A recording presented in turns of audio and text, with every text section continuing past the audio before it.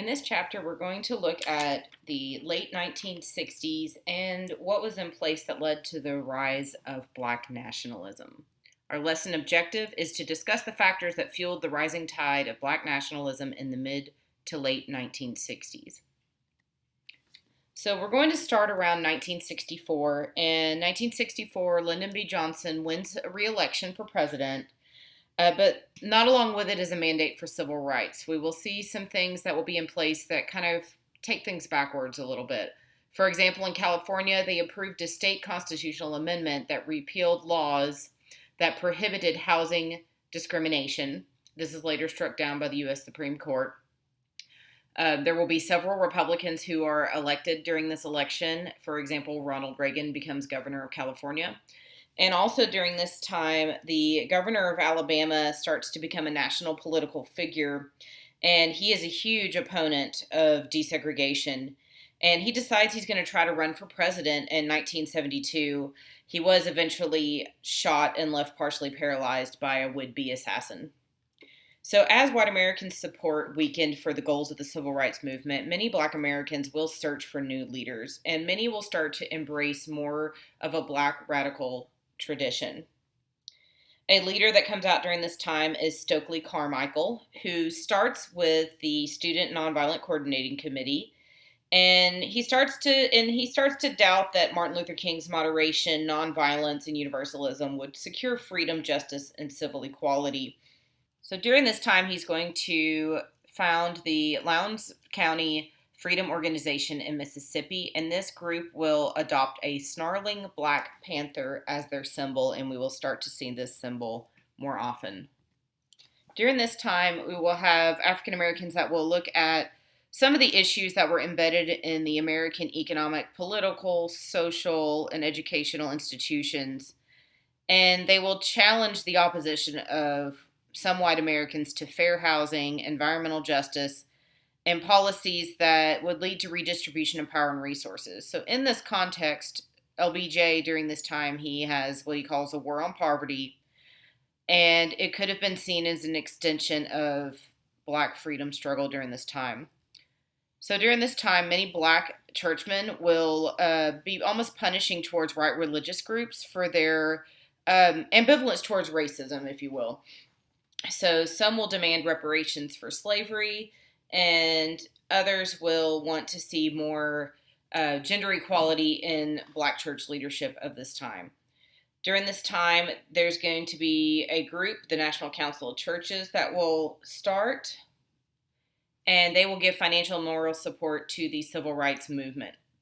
The NCC in 1963 will also found the Commission on Religion and Race to support Black freedom. Due to various disagreements during this time, the Black Power movement will start to spur having Black representation within these white churches. So during this time, Black religious groups are going to press for more Black leaders within their denominations, and this is going to set the stage for James Forman's Black Manifesto. In April 1969, James Forman addresses the National Black Economic Development Conference in Detroit.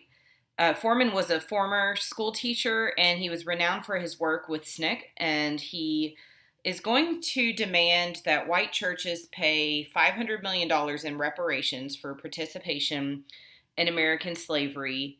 His rhetoric is going to be very critical of American religion, and it may have even led to the withdrawal of some mainstream white religious groups from active participation in the civil rights movement. Forman's Black Power rhetoric and his ideology will offend some groups, and then they will recoil at the idea that Black and other minority groups wanted to share real power within the white-dominated churches. Also during this time, there will be some Black religious groups, such as the Nation of Islam, that don't seek or desire white participation or support within their organization.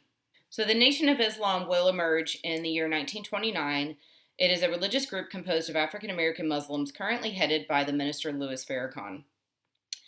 The group will be founded by Noble Drew Ali, and he ends up being known by various names such as Wallace D. Fard, Master Farad Muhammad, or Wali Farad. He wrote 2 instructional manuals, The Secret Ritual of the Nation of Islam and Teaching for the Lost Found Nation of Islam in a Mathematical Way. He taught that black people were the true Muslims, and he attracted many poor residents in the Depression area, Detroit. The Nation of Islam also taught a mixture of Quranic principles, the Christian Bible, and Farad's own beliefs, and those of nationalist leader Universal Negro Improvement Association Marcus Garvey. In 1934, Fard will disappear, and one of his disciples, who is renamed Elijah Muhammad, will become the leader of the Detroit Temple and then a second temple in Chicago. The Nation of Islam will attract the attention of federal authorities during World War II when its members refused to serve in the military. Elijah Muhammad will be arrested in May of 1942 on charges of inciting his followers to resist the draft and was imprisoned until 1946. After his release, he settled in Chicago and began to expand his movement. So, the Nation of Islam is going to teach that black people were Earth's original human inhabitants who had lived, according to Elijah Muhammad, in the Nile Valley. Around 6,000 years ago, a magician named Yaqub produced white people. They proved so troubling that they were banished to Europe, where they began to spread evil.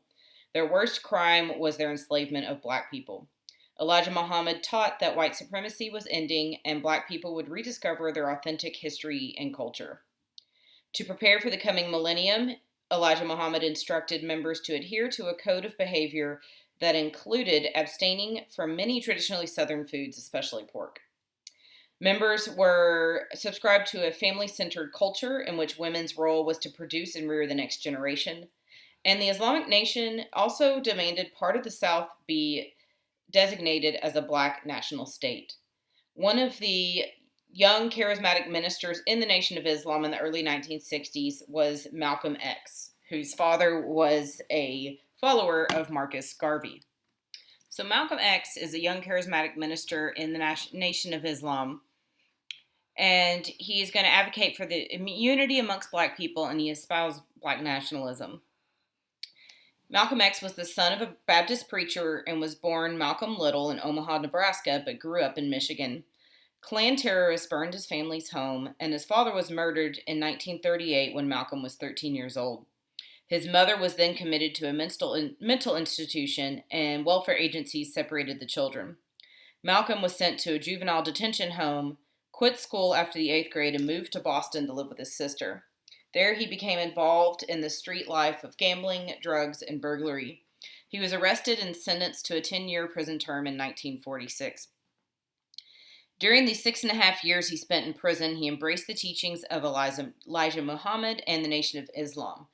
This is then whenever he renounced his slave name and called himself Malcolm X.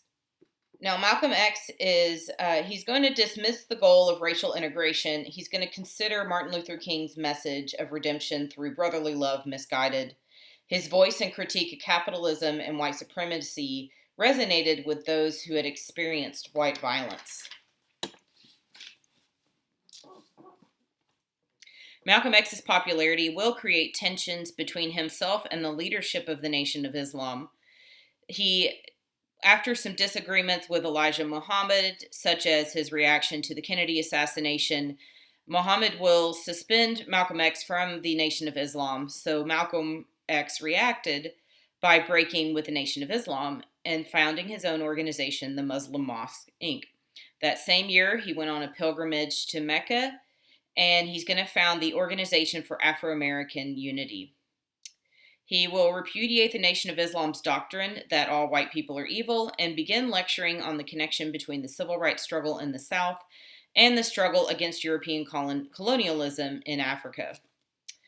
In February 1965, assassins associated with the Nation of Islam killed Malcolm X as he addressed an audience in Harlem. During this time, the modern Black Power movement will move radicalism forward by emphasizing the importance of community-based leaders and urge ordinary people to mobilize and secure their best interests through participating in the electoral process. An up-and-coming leader with the Black Power movement will be Stokely Carmichael. In 1966, he is going to become the chairman of the Student Nonviolent Coordinating Committee, or SNCC. He will later abandon the ideal of interracial collaboration and move SNCC towards a stronger embrace of Black nationalism. About this time, another leader in SNCC, James Meredith, he will begin a one-man march against fear from Memphis, Tennessee to Jackson, Mississippi to encourage black Southerners to register to vote. On this march, a white gunman wounded him, and SNCC and Carmichael will join with other organizations to complete the march. Carmichael now began to popularize the slogan Black Power, which later became SNCC's rallying cry. Carmichael and SNCC members spent the spring and summer of 1965 in Lowndes County, Alabama, where Carmichael suggested that African Americans should found their own political party. Carmichael was going to believe that the right of ordinary citizens to elect their own leaders and devise strategies to achieve the goals they wanted. This group will also select a snarling Black Panther as the party logo. Carmichael will end up promoting positive self-identity, racial pride, and independent political and economic power. As black people became more impatient with the slow pace of social change, we will start to see some even question whether or not white people should be in their organizations. For example, in 1968, CORE, which we've seen in a previous lesson, they're going to follow SNCC's example and eject their white members with a resulting loss of financial resources. So the Black Panther Party will be founded in 1966 in Oakland, California by Huey P. Newton and Bobby Seale. The group will take their name and they'll take the Black Panther symbol of the Lowndes County Freedom Organization, and the party will combine Black nationalist ideology with Marxist-Leninist doctrines. The group hoped to transform the party into a revolutionary vanguard dedicated to ending police brutality. During this time, Stokely Carmichael will become the party's prime minister for a brief amount of time before he shifts his interest to Pan-Africanism and moves to Africa.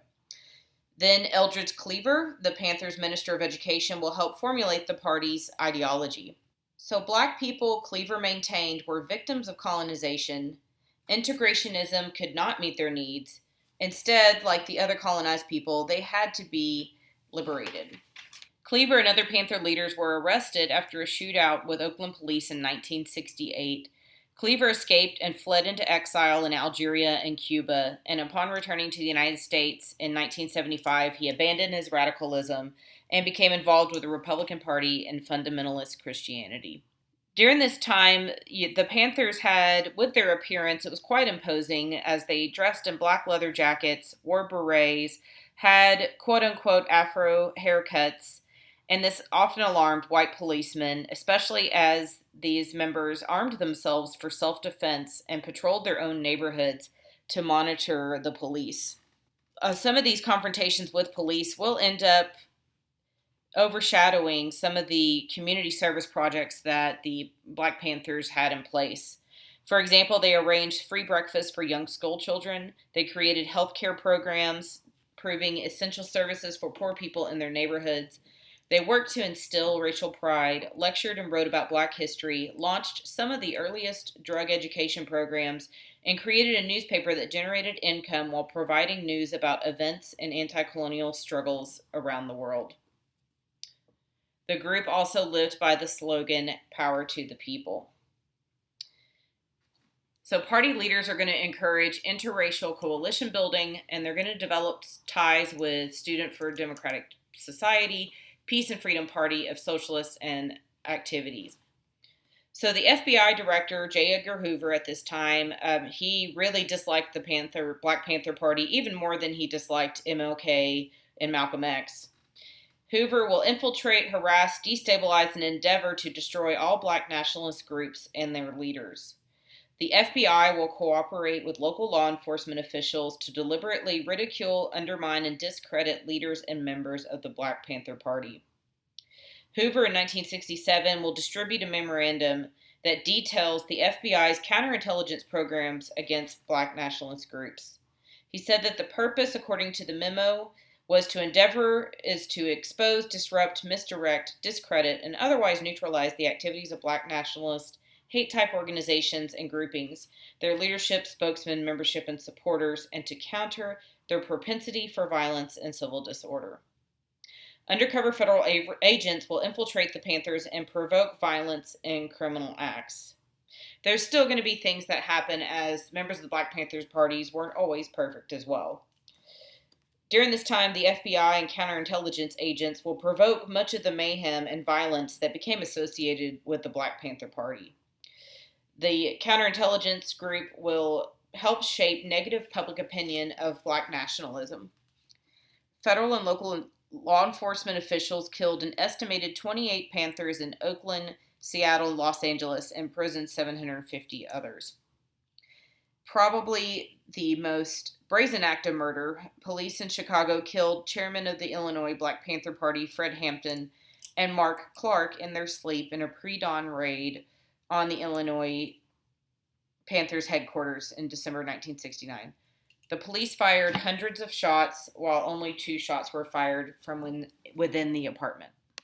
Despite some of the suppression put forth by the FBI's counterintelligence group, Black militancy will survive in many forms, including the prisoner rights movements. By 1970, a substantial percentage of the inmates in U.S. prisons were African American. For example, in New York State, African Americans were 70% of the prison population. Black activists will argue that many African Americans were in jail for political reasons and suffered from unfair sentences and endured deplorable conditions because of racism and social class bias. During this time, Angela Davis comes on the scene. She is a Black philosophy professor at UCLA. She ends up becoming the first Black woman on the FBI's 10 most wanted list because of her involvement in prisoners' rights. She ends up working on behalf of the Soledad brothers, which were 3 prisoners who ended up being accused of murdering a white guard at a Soledad prison. Shortly after, one of the Soledad brothers' younger brother will stage a one-man raid on a local courthouse in California to try to seize hostages in exchange for his brother and the 2 other men involved. In the ensuing shootout, he was killed along with 2 prisoners and a judge. Angela Davis is accused of supplying the weapons for the raid and was charged with murder, kidnapping, and conspiracy. She escaped and lived as a fugitive, but she was eventually captured and spent over a year in jail. After a long ordeal and a national campaign, the jury does end up acquitting Davis. One of the other events that happens in terms of prisoners' rights will be across the country in Attica, a maximum security prison in northern New York State. The group will begin a fast in memory of George Jackson, one of the Soledad brothers, that erupts into a full-scale rebellion. On September 9, 1971, 1,200 inmates will seize control of half of Attica and take hostages. 4 days later, the state police and prison guards will suppress the uprising. There ends up being 10 hostages and 29 inmates who died. All of the inmates that died at the hands of gunshots, and no inmates had guns, so we can assume where the deaths came from. So in conclusion, we see in the 1960s the beginnings of Black nationalism and their start within various organizations as they evolve into trying to find a different approach to approaching social equality.